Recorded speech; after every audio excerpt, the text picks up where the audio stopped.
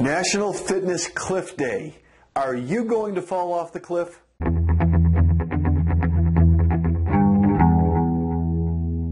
Hi, I'm Dr. Derek Alessi, author of Lose Fat Forever, the Bermuda Triangle Diet, host of Live and Fit Now, and contributor for USA Today. And February 11th is National Fitness Cliff Day. National Cliff Day.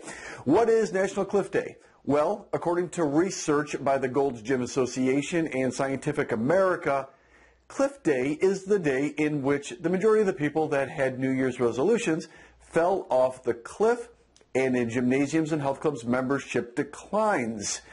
Why is that significant? Well, each and every year, according to the Nielsen study, weight loss and maintaining a healthy, fit lifestyle are the number 1 and 2 fitness resolutions.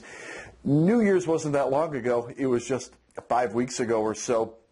And maybe you had goals of getting in better shape, losing weight, making 2016 your best year ever, and you still can. And maybe you had all the right intentions and you tried to diet and you tried to watch what you were eating and you got active and you started exercising and you joined a gym or you purchased home fitness equipment, and 5 weeks later, you're not doing it.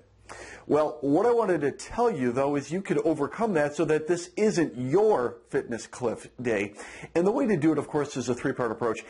I spend hours talking about this at live events. I spend an hour and a half talking about this during my private consultations to individuals and really customizing it. But if I could summarize it really quickly, it's really 3 things. Number 1, all exercise is not equal. You must do productive exercise that burns calories 24 hours a day. And you must do it consistently. For most people, depending upon their goals, 3 days per week of training is more than enough. 3 workouts per week, and the workouts don't have to be that long, but 3 workouts per week is more than adequate for most people, depending upon their body fat and where they're starting from. If you're a little bit more advanced, you might have to do more than that. If you're less advanced, maybe 2 to 3 times per week would be about it. It's something that I determine when I do individual private fitness and fat loss consultations. So that's number 1. The first part is you must do consistent but productive exercise.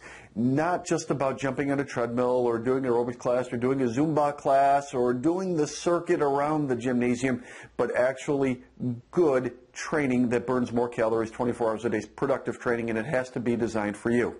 Number 2, of course, nutrition is super important, and maybe you tried to diet, maybe you're watching calories, maybe you're counting points or watching what you're eating. It's not about that. It's about stabilizing your blood sugar level.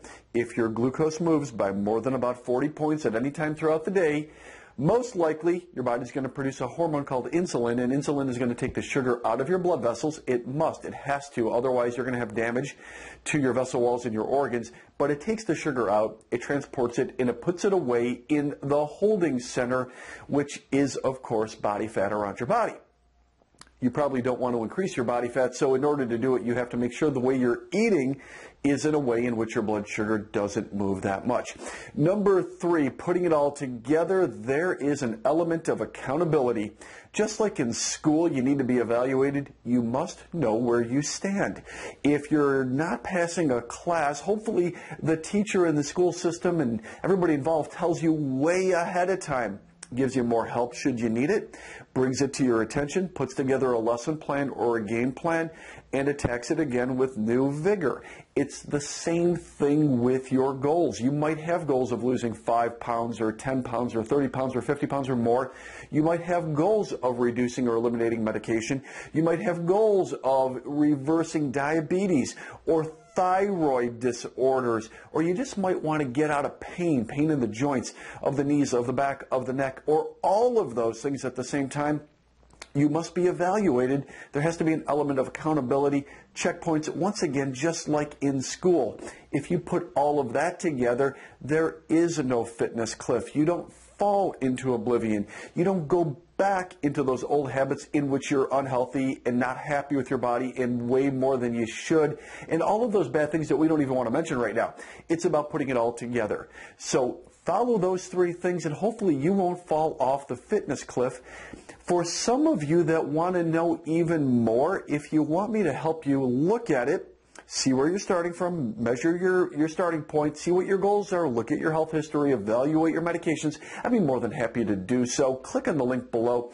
I don't want to talk about it too much now. You can read more about it down there. I'll take a look at it. I'd be happy to see where you're starting from, give you some recommendations with your diet, with your fitness, with your schedule, put it all together to make sure that it makes sense, total clarity, so that you know what you have to do to get in better shape starting today. No fitness cliff for you. There's no reason for it.